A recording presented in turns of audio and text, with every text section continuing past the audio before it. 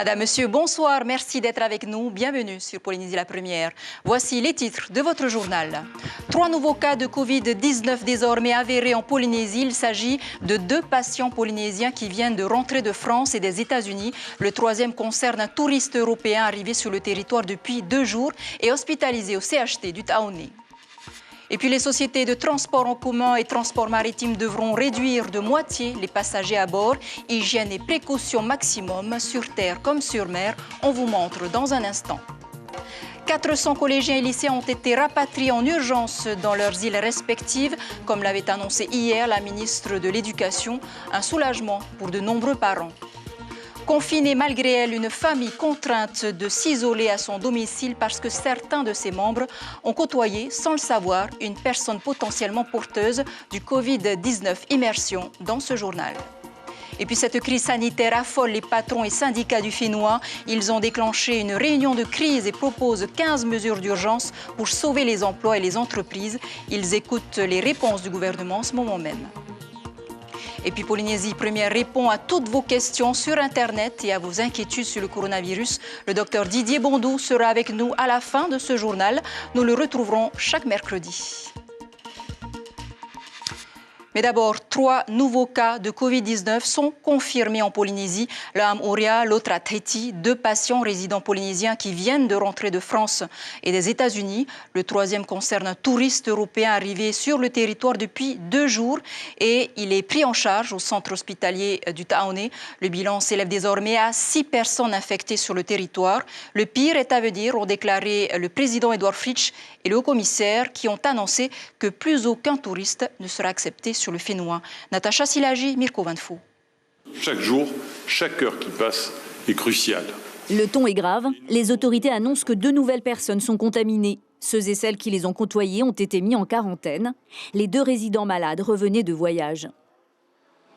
Il s'agit de cas importés, puisque ces 2 personnes reviennent d'un séjour à l'extérieur du pays, l'une des États-Unis et l'autre de métropole.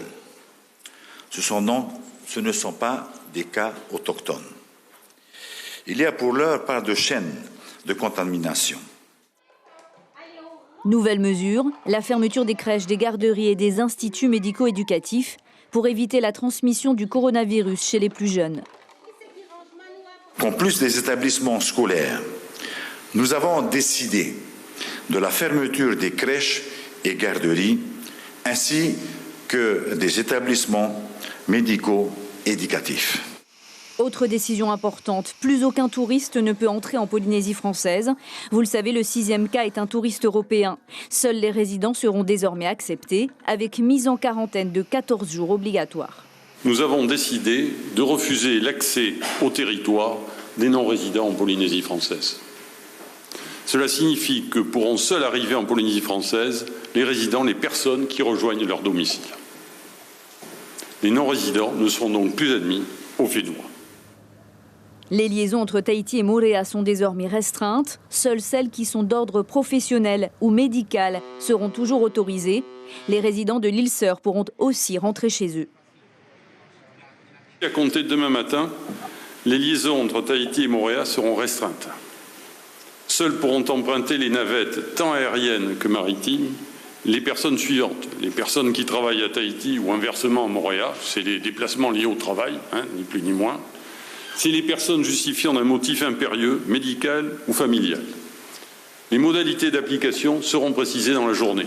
Même chose pour les archipels, plus question d'aller en vacances dans les îles. Seuls les résidents seront autorisés à rentrer chez eux. Voilà, et 11 jours après le premier cas identifié en Polynésie, le bilan s'élève désormais à 6 personnes infectées sur le Fénois, dont un Suisse toujours en réanimation du Taoné et un touriste européen hospitalisé cet après-midi. Selon le dernier communiqué du Haut-Commissariat également, 145 personnes ont été dépistées. Et les mesures de sécurité sont d'ores et déjà appliquées dans les transports en commun, idem sur les navires de l'Aremiti et du Terebao qui assurent la desserte maritime vers l'île Sœur. Désormais, ils ne devront transporter que la moitié des passagers. Quant au personnel, le port des gants et du masque est désormais recommandé. Le détail avec Nicolas Suir et Patrick Sinsing. Des gants et un masque pour tous les chauffeurs de bus. Mesure de sécurité oblige, les employés doivent être protégés. Ça gêne, mais on n'y peut rien, c'est comme ça. Et puis surtout dans les bus, la distance de sécurité doit être respectée. 1 mètre entre chaque passager. Le nombre de personnes dans chaque bus doit être diminué à 50%. Donc ce bus-là, il est à 43, donc il faut qu'on soit à 20, 21 personnes transportées. À quai, les mêmes règles sont en vigueur. Au guichet, la distance de sécurité devrait être respectée grâce à un marquage au sol. La plupart des travailleurs est équipés de masques et de gants depuis la semaine dernière. Aujourd'hui, ils viennent à manquer. Quant aux ferries, ils sont désormais divisés en zones. Les passagers, il ne faut pas qu'ils se touchent, il ne faut pas qu'on fait la bise et tout ça. Il faut juste les éloigner les uns des autres. Il ne faut pas les coller, quoi. On a placé Royal endroit pour les enfants et les parents, des endroits pour les PME et des endroits pour les passagers. Victimes de leur succès, les dispositifs contenant les gels hydroalcooliques sont vides. L'approvisionnement commence à être difficile. Quant au nettoyage, il se veut le plus fréquent possible. À chaque voyage, une fois qu'on arrive et une fois qu'on quitte le quai, que ce soit Montréal et Papeete, il y a les hôtesses qui s'occupent de nettoyer les toilettes, désinfecter certains sièges où il n'y a personne et faire en sorte que le bateau soit toujours propre. Et depuis l'annonce des mesures de restriction de déplacement, le ferry enregistre 25% de passagers en moins. Mais on est en train d'étudier pour éventuellement réaménager les horaires. C'est-à-dire voire à supprimer des voyages. Une restriction supplémentaire pourrait dégrader plus encore la situation économique des transporteurs. À midi, le haut-commissaire annonçait que seuls les usagers devant travailler ou ayant une obligation médicale ou familiale pourraient utiliser les transports maritimes et aériens. Une mesure dont les modalités ne sont pas encore définies. Et dès demain, l'Aremiti et le Terevao réorganisent leurs horaires. Ils privilégient en priorité les déplacements des travailleurs de Moorea vers Tahiti qui devront fournir un justificatif. On fait le point avec Suliane Famnek. Les deux compagnies aujourd'hui ont pris leurs dispositions. D'abord pour commencer, le Terevao a pris des dispositions comme par exemple les passagers ne peuvent plus passer par le haut, les guichets du haut sont fermés, l'embarquement se fait que par le bas.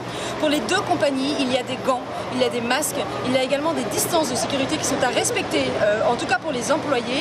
Ils ont constaté d'ailleurs que depuis à peu près une semaine, il y a moins de passagers, que ce soit des locaux ou des touristes.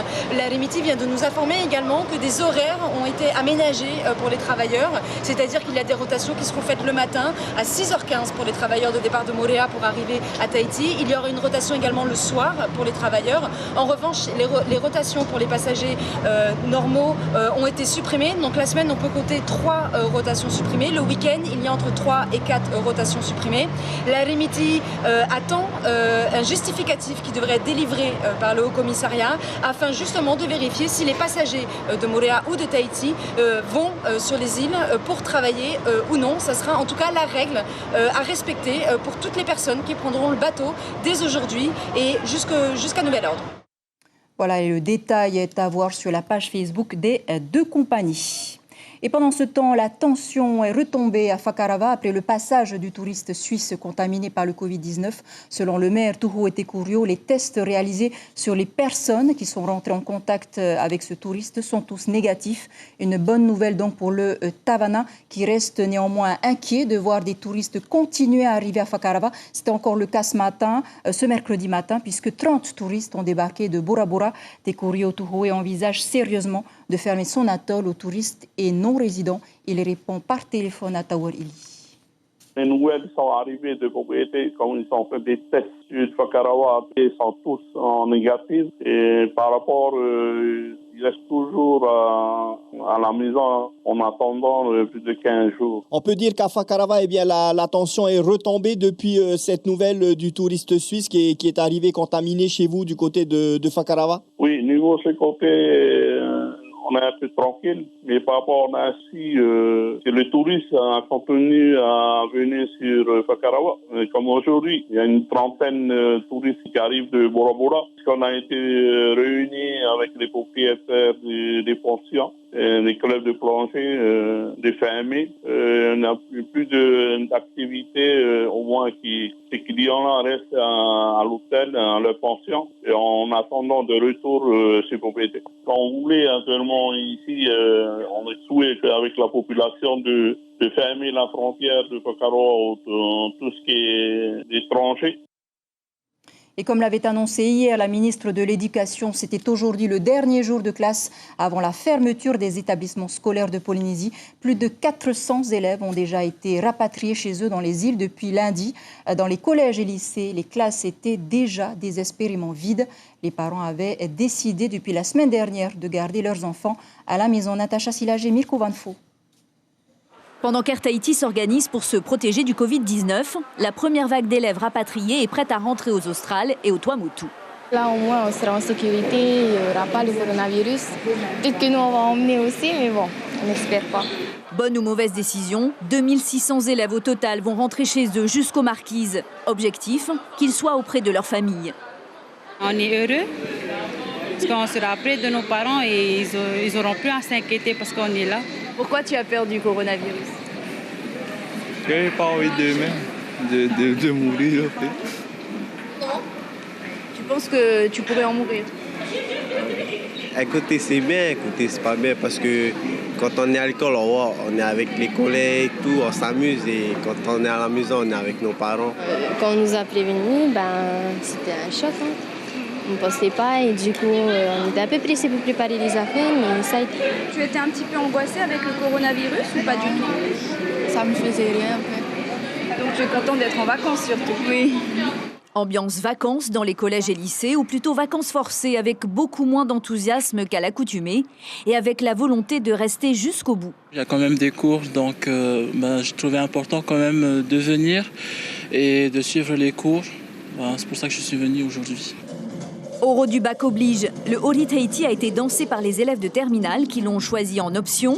Un joli pied de nez au coronavirus. Je pense qu'il m'inquiète le plus, c'est que j'ai encore mes grands-parents qui sont encore en vie. Et ça me fait vraiment peur que moi j'attrape la maladie et que je les refile du coup. Enfin, j'ai pas trop peur pour moi, mais j'ai juste pas envie d'attraper. Comme je vis avec mes grands-parents, donc pour eux, j'ai pas envie de les refiler la maladie, quoi. Qu'est-ce que tu penses de la fermeture du lycée aujourd'hui? Est-ce que c'est une bonne chose pour se protéger du virus, du coronavirus ou pas? Pour moi, oui, c'est une bonne chose pour pas que ça se propage par la suite. Après, c'est compliqué quand on est en période de bac puisque nous avons des épreuves à passer à la fin de l'année et forcément, ça va nous retarder dans notre programme. Des enseignants en mal d'élèves depuis la semaine dernière ou quand les parents ont décidé tout seuls de retirer leurs enfants de l'école, il faut s'organiser pour les cours. On va essayer d'utiliser le mailing et on a reçu des directives de la DAN pour faire de la classe virtuelle et donc avec de la vidéoconférence faire classe avec les élèves. Une atmosphère de fin du monde ou quand le monde éducatif se retire au nom de la santé de chaque élève. On vous emmène maintenant dans une famille qui vit en isolement depuis 48 heures.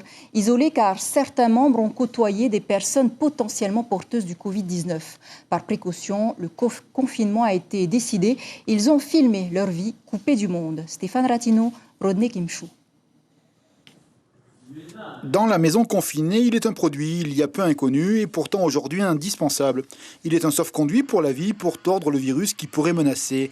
Car cette famille, qui nous montre son intérieur, reste préventivement à domicile. Les bons gestes sont intégrés. Si on est touché, on peut en mourir, surtout les personnes âgées et les bébés. Je lave les mains avec le gel.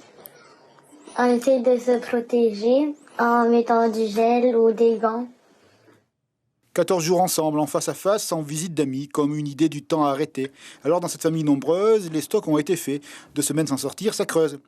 Tenir le siège, une obligation afin de ne pas contaminer au cas où proches, voisins et connaissances. Je range mes provisions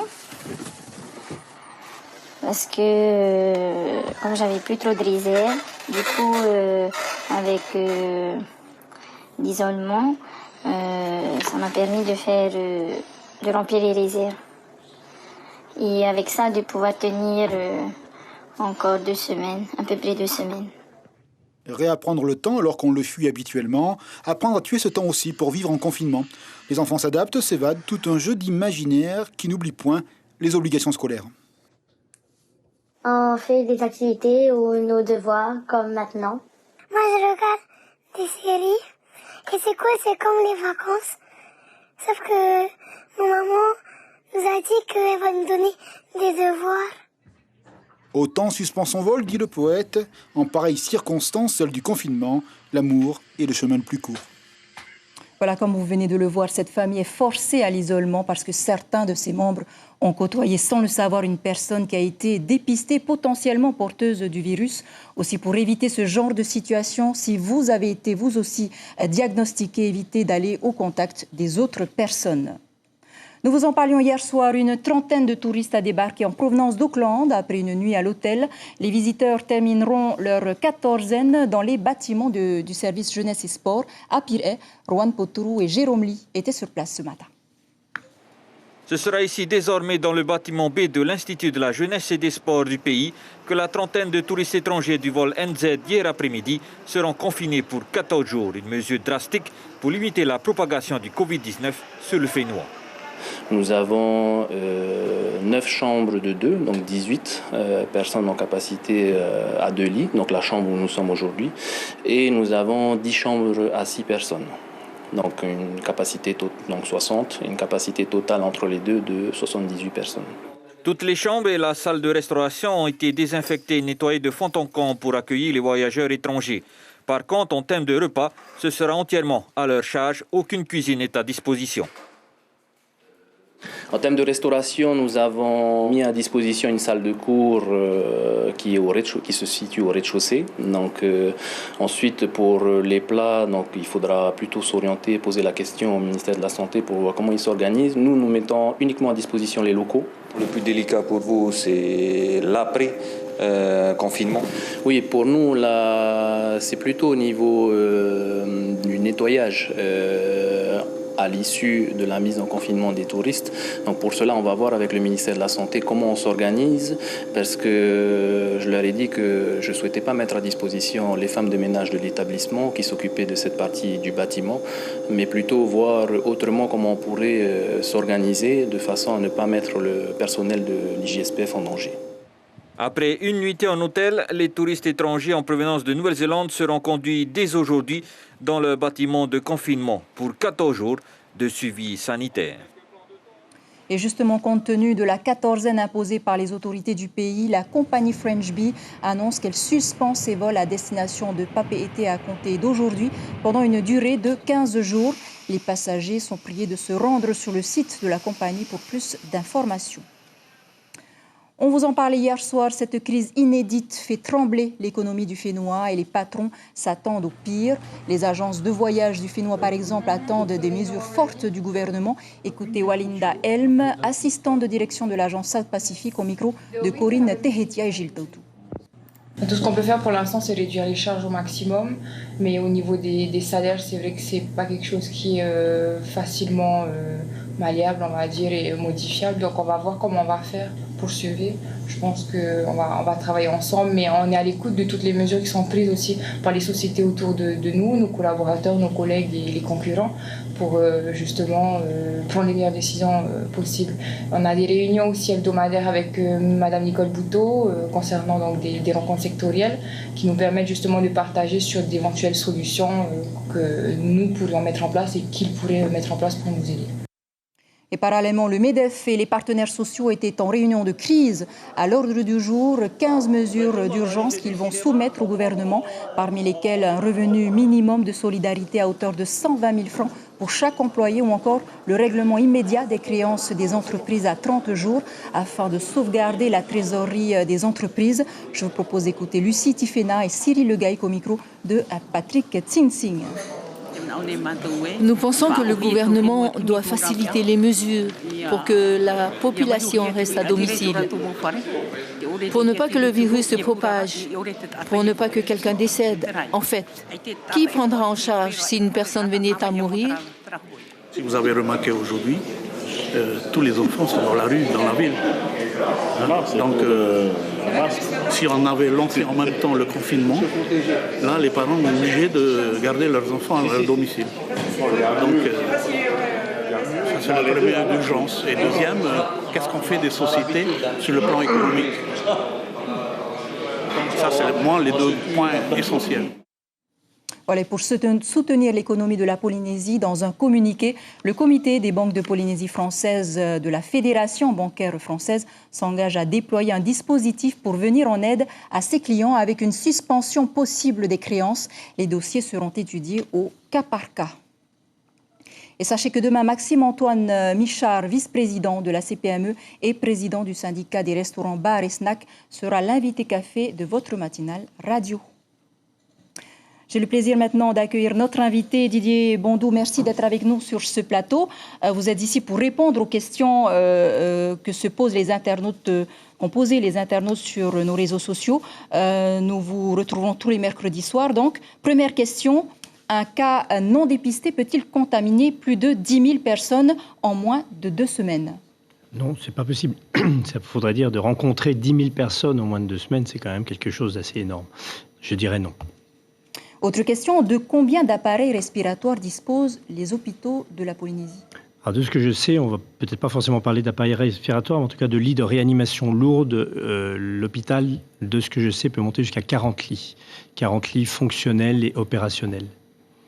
Alors aujourd'hui, quels sont les risques pour une femme enceinte de transmettre le virus ? Alors, il y a eu des études de fait lors justement des premiers cas sur Wuhan. Les Chinois ont eu le temps de faire quelques études et sur 4 ou 5 femmes enceintes, les bébés n'ont présenté ni aucun trouble ni présence de virus. Donc, c'est peut-être pas suffisant pour retirer des conclusions, mais en tout cas, c'est plutôt optimiste. D'accord. Et un dépistage automatique est-il prévu pour les personnels soignants ? Non, pas systématique. Ça serait, par contre, les personnels soignants au contact de personnes avérées positives, oui. Donc ce soir, justement, les professionnels de santé se sont retrouvés en intersyndical. Vous en revenez, de quoi il est question ? C'était pas vraiment une intersyndical, c'était surtout pour proposer un texte au gouvernement, pour lui faire des propositions également concernant toutes les professions médicales et paramédicales. Nous avons rencontré le ministre encore hier. C'est vrai qu'il y a les infirmiers, les médecins généralistes et même spécialistes seront en première ligne au niveau libéraux. Mais il y a aussi les kinésithérapeutes qui seront en première ligne pour l'éventuelle kinésithérapie à domicile de personnes qui en auront besoin et qui seront peut-être porteuses du virus. Donc il n'y a pas que médecins et infirmiers. C'était la raison pour laquelle on était en train de faire un texte commun. Autre question d'un internaute. Quelle est la capacité de l'Institut Louis Malardé pour dépister ? Alors, je n'en ai aucune idée. Je sais qu'il y a suffisamment de tests. Les tests sont un peu sérieux. On peut pas faire la politique d'ici comme en métropole n'est pas de faire des tests sur tout le monde. Ce n'est ni envisagé ni envisageable. Par contre, c'est serrer les gens contacts, les gens potentiellement malades, comme ceux qu'on a pu rencontrer encore récemment et dont on parle encore aujourd'hui. Il y a eu pas mal de gens testés et testés négatifs. Donc les tests existent. Il y en aura certainement d'autres, mais je ne peux pas vous dire le nombre exact dont dispose Malardé. Dernière question, le Covid-19 vit-il dans l'eau douce, la mer ou en piscine ? La réponse est non. D'abord, ce n'est pas un microbe, c'est vraiment un virus. Donc ce virus n'existe pas en tant que tel. Il peut rester quelques heures sur une surface inerte comme le métal. Mais les virologues ne sont pas tout à fait d'accord sur la durée de vie, 1 heure, 3 heures. Mais c'est essentiellement dans le corps humain qui va se développer, se multiplier et donc être transmis aux autres par les postillons, par une espèce de mini-aérosol qui va se déposer un peu dans l'atmosphère. D'où l'intérêt d'aérer les pièces et de ne pas se retrouver confinés, nombreux, dans une pièce close et fermée. Une dernière, docteur Bondou. En fait, il semblerait que le virus, le Covid-19, ne résiste pas à la chaleur. Est-ce que vous confirmez ou... Ça, ce serait bien joli de le dire. Ça sous-entendrait que le Covid-19 n'est pas du tout présent dans les pays tropicaux ou intertropicaux, ce qui n'est pas le cas. Il a débuté en Chine, il a continué dans le sud-est asiatique. Je crois que non, on ne peut pas affirmer ça. Et boire des boissons chaudes, même du thé bouillant, ne tuera pas le virus. Merci beaucoup, Dr Bondou, d'avoir répondu à nos questions. On vous retrouve donc mercredi prochain. Merci. Merci. Je rappelle que si vous avez des symptômes, et uniquement des symptômes graves, vous devez appeler le 15 pour éviter que la saturation du SAMU. Le commissariat a aussi lancé un numéro gratuit, le 444 789. La ligne est ouverte 7 jours sur 7. À partir de 8 heures, des professionnels de santé répondront à toutes vos questions au sujet du coronavirus. Et puis, chez vous surtout, restez vigilants, ne prenez pas cette épidémie à la légère. N'oubliez pas les gestes barrières pour vous protéger, comme vous lavez régulièrement les mains, tousser, éternuer dans un mouchoir à usage unique, et bien que ce ne soit pas dans nos habitudes, évitez de serrer la main ou encore les embrassades. Voilà, c'est sur cette information que s'achève ce journal dont je vous rappelle l'information principale. Le bilan s'élève désormais à 6 personnes infectées en Polynésie. 3 nouveaux cas de Covid-19 sont confirmés aujourd'hui. L'un à Moorea, l'autre à Tahiti. 2 patients résidents polynésiens qui viennent de rentrer de métropole et des États-Unis. Le 3e concerne un touriste européen arrivé sur le territoire depuis 2 jours et pris en charge par le centre hospitalier du Taoné. Ce soir, le centre hospitalier du Taoné a déclenché son plan blanc. À la une de vos quotidiens demain, la dépêche titre « Le pays ferme ses portes aux non-résidents ». Pas de une pour Tahiti Info. Voilà pour l'essentiel de l'actualité. Merci de nous rester fidèles. 5h30, vos infos radio. Prenez bien soin de vous. Très belle nuit sur la première. À demain.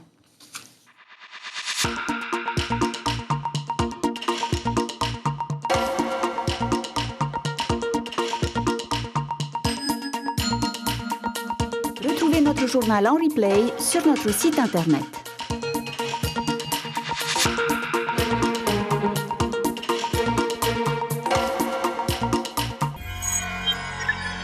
Retrouvez ce programme en replay sur notre site internet.